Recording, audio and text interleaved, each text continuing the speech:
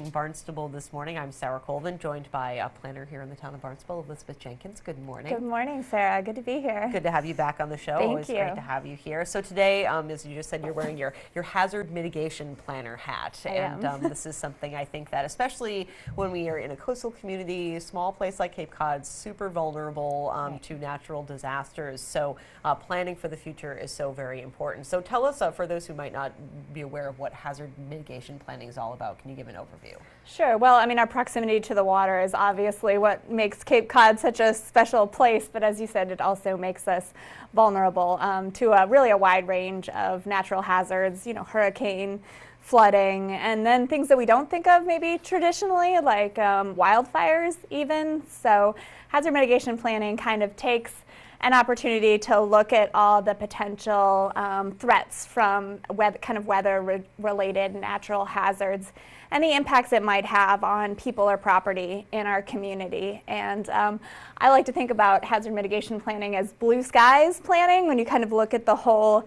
cycle of kind of disaster planning that happens, I think most people think about, you know, oh, what do we do when a hurricane's coming? What do we do if a hurricane hits? The kind of emergency response. But mitigation planning is, what do we do ahead of time? You know, how do we be proactive and, you know, prepare for a disaster that we know might happen, but what steps can we take to, you know, keep our families safe, to keep our property safe if a disaster does come? Sure. So this kind of works in tandem. There are plans in place to react to these, but this is more planning on how can we bolster our community to be more protected in the event of a hurricane or wildfires or, you know, any other natural disaster that comes our way. Exactly, Sarah. So I mean, it looks at really, you know, a good understanding of what our risks are. You know, I think most of us can, you know, predict that we might have flooding issues, but maybe people aren't thinking about the wildfire risk or things along those lines. So first, really understanding the risks, and then understanding the vulnerabilities. So,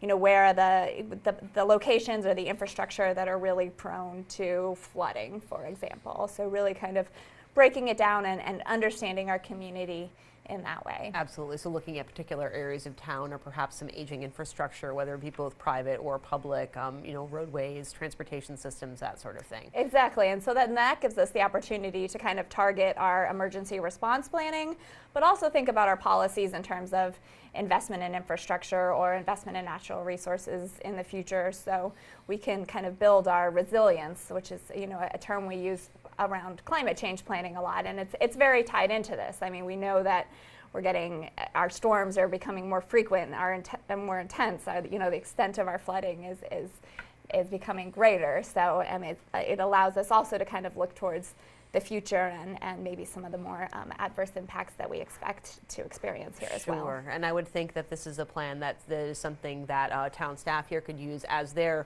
planning for the future, saying, as you mentioned, you know, looking at roadway improvements or infrastructure improvements, how does this fit in, or how can we do this project while fitting in line with our hazard mitigation plan? Sure, I mean, growth management's kind of organizing this effort, but absolutely interdepartmental. I think I've visited every single department in the town so far to kind of look at, you know, the projects that they're working on in terms of whether it's actual infrastructure or whether it's, you know, protecting historic resources or historic records, things along those lines. So it really is about, I think, interdepartmental coordination of efforts as well. Absolutely, and as you're gathering input from all the departments here, you're also looking for input from the public, from the residents, from the business owners here in the town of Barnstable. And talk to me a little bit about the importance of the public process, the public's input as you create this plan. Sure, and this goes back to really understanding what are our vulnerabilities.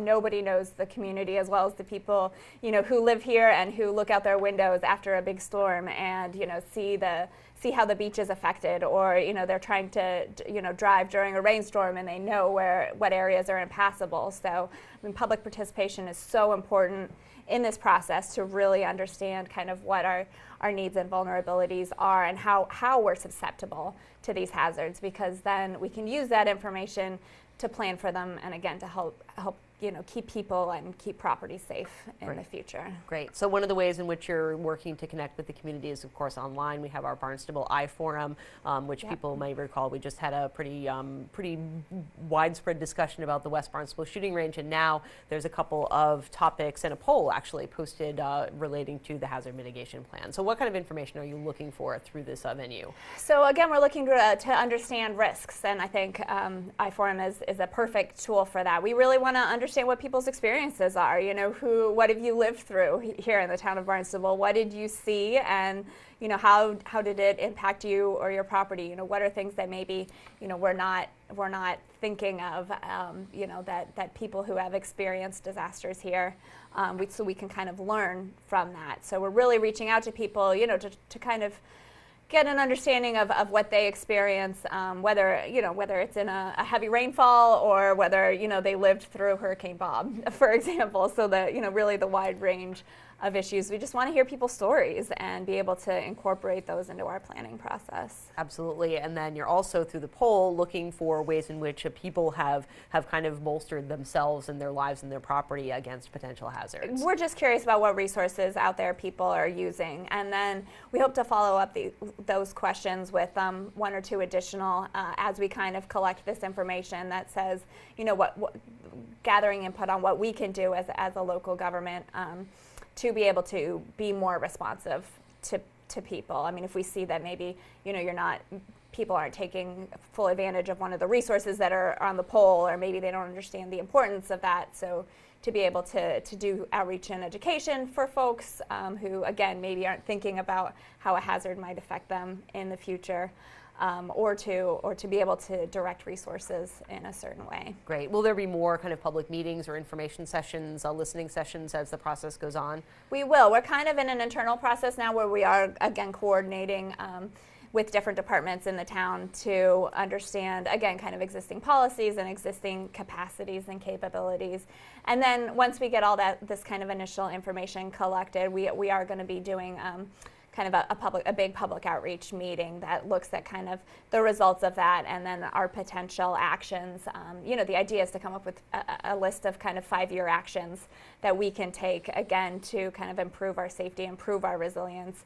And so, we'll be reaching out again to get public input on those actions. What are the priorities? What are most important to people? Great. So what's your time frame for this plan, information gathering, kind of writing it, updating the 2010 plan? When are you hoping to be all wrapped up with this? Pretty quickly, actually. So we have an existing plan. This is just an update. So we have a pretty aggressive timeline. We really hope to bring something forward by June. Oh, great. Okay. So pretty aggressive. Yep. Is there any place that people can go to find more information about this? Obviously, would love to have people go to the I Forum to share information, but in terms of looking for any details about the process, or maybe look at the former or the current existing plan. Absolutely. We have a project webpage set up. It's accessible from the Growth Management Department homepage, and there might even be a link on the active projects page, I think, on the town website as well. Great. So just do a search for Barnstable Hazard Mitigation Plan, and I'm sure it'll turn up. You can look at the existing plan.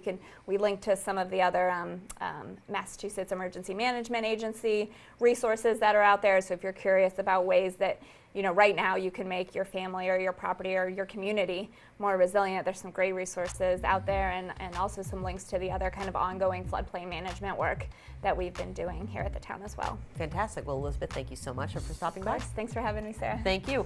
Planner Elizabeth Jenkins joining us here on Barnstable This Morning. I'm Sarah Porter.